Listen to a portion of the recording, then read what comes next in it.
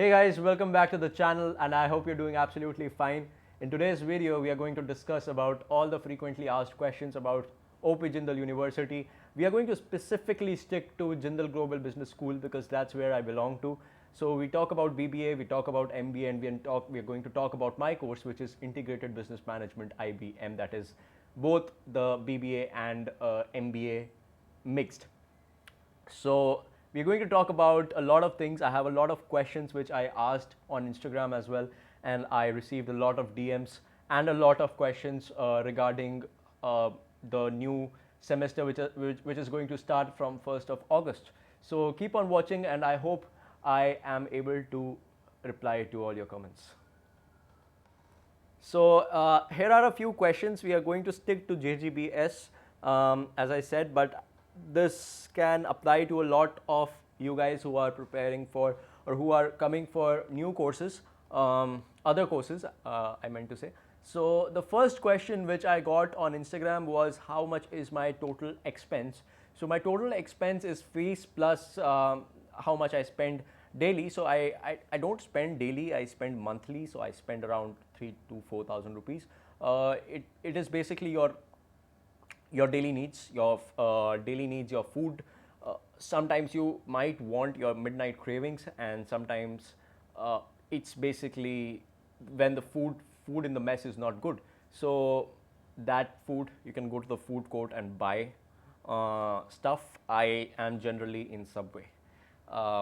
Timetable, you get it and you get a specified classroom. Before the semester begins, you'll get a timetable and a specified classroom where you'll have to go and attend your classes. Books, so you don't get books. This is not a school. Yes, this is very tough, your transition from school to college, and in college there are no books in my college, of course. So you'll be getting digital books, you'll be getting ebooks, your PDFs. You can definitely go to the library and check for the book. If it's available, you can borrow it, but I recommend you to download a drawboard PDF, and then you can just scribble all around and you can add notes. So become digitalized. Why waste paper? Student exchange programs, it's second and third year for the BBA guys. For IBMs, it's third, fourth, and fifth year. MBA, it's fourth and fifth year, I guess. So yeah, student exchange programs, you'll need to maintain a minimum CGPA, which is around 4 or 5. Above 5 GPA, I guess that's the minimum requirement for student exchange programs. There are around more than 60 colleges where you can apply all over the world for student exchange programs. Time of classes. So my duration of the classes are 1.5 hours per class, and there are not more than 3 or 4 classes per day. Generally there are 2 classes per day, so that makes it pretty good, right?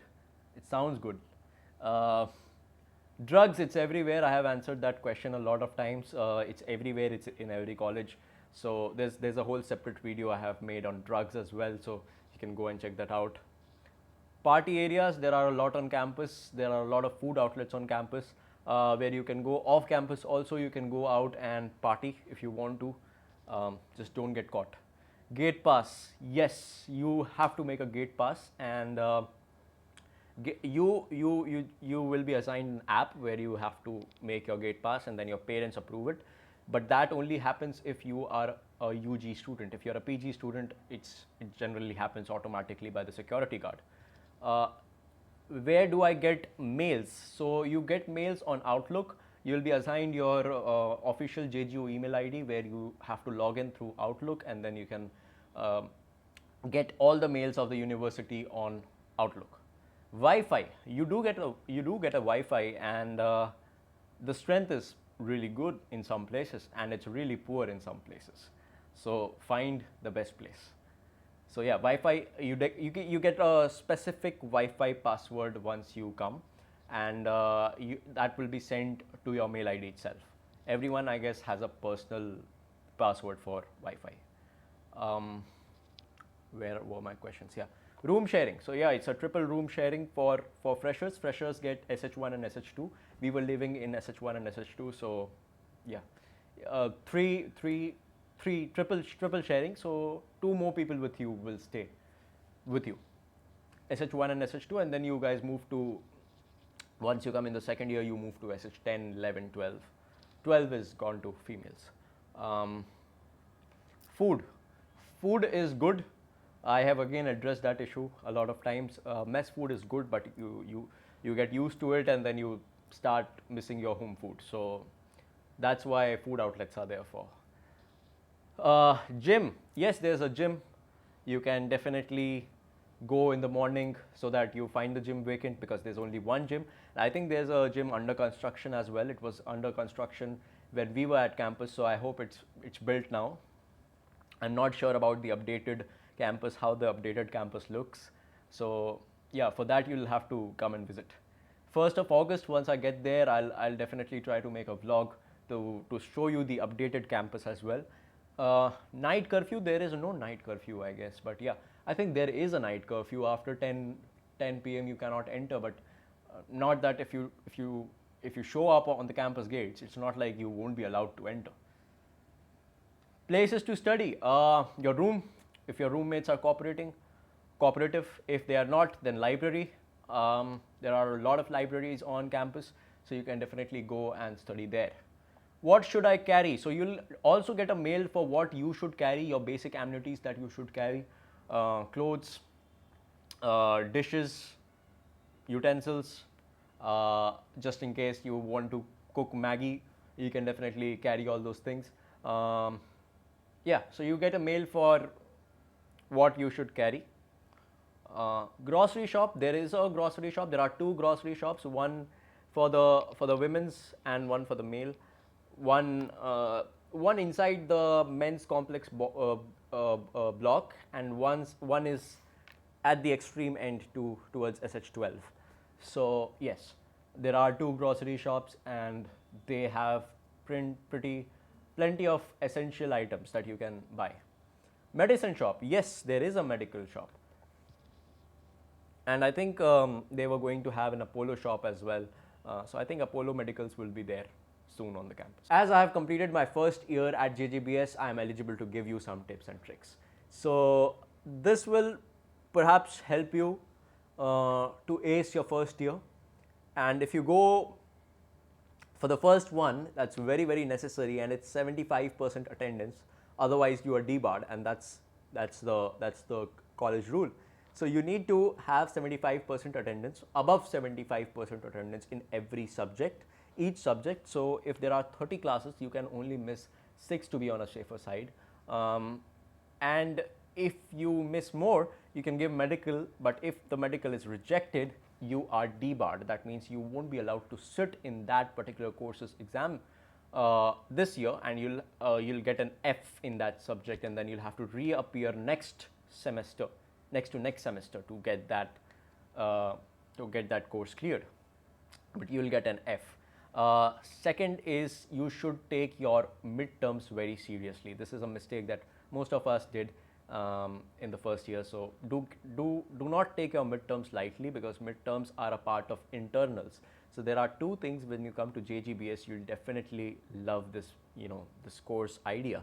It is the internals and externals. So externals is your 50 marks test, which you'll have at the end semesters, your end examinations. And your internal, on the other hand, your internal is the one which will have class participation, CP, midterms, assessments, assignments.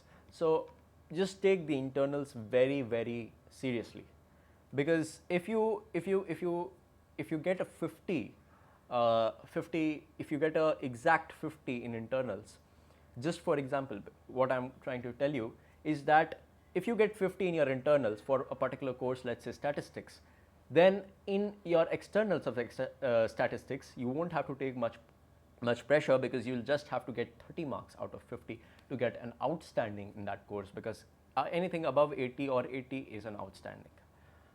Don't rely on class PPTs, because yes, they contain very less information, and always refer to the books which are there. Always refer to your course outline, because the course outline has a lot of stuff which we don't see. So the course outline tells you which day on which course will teach what on which day, if that made sense. So you can just study that beforehand and go to the class, speak actively participate. And when you actively participate, as in you have to speak something relevant. If you speak irrelevant stuff, that doesn't count as CP, and even buttering or licking as does not count as CP. So actively participate. Obviously, don't take the first semester lightly. Organize yourself. Organize everything. Organize your emails. Delete them regularly, because there will be a lot of irrelevant mails which you'll get from the university. Delete those.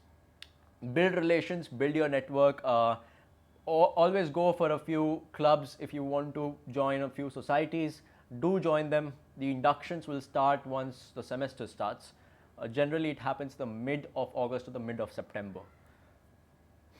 Then manage finances, because obviously you'll have to, when you're studying in a private university, you'll definitely need to manage your finances. So don't spend on useless stuffs. Time management, that's very, very important. You'll have to manage your time, because you should be able to balance your social life and your studies.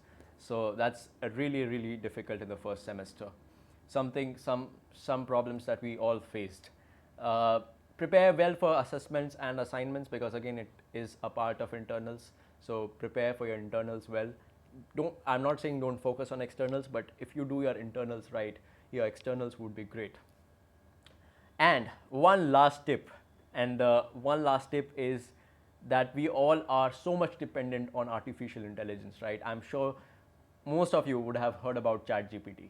Don't use ChatGPT. I'm not going to say that. I am going to say that AI is a really good thing, and we are moving to a very good sphere of life, but limit the usage of AI. You can definitely use AI to understand things, understand a lot of stuff, understand your course stuff. But then, if you try to solve assignments through ChatGPT, it will be easily detected, because professors have the tools. So don't try to do that. If you do that and you get caught, then it is upon the professor what he's going to do to you. He might give you another chance if he's good. He might not give you any chance if he's bad, and you get a 0.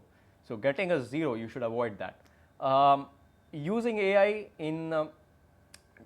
AI for good stuff is good, for bad stuff is bad. So don't use it too much, use it limitedly, and you'll be good. So that's it. I have answered all the possible questions on the university. I hope that you guys are coming on 1st of August. So I'll see you guys, half of you guys on campus, most of you guys on campus.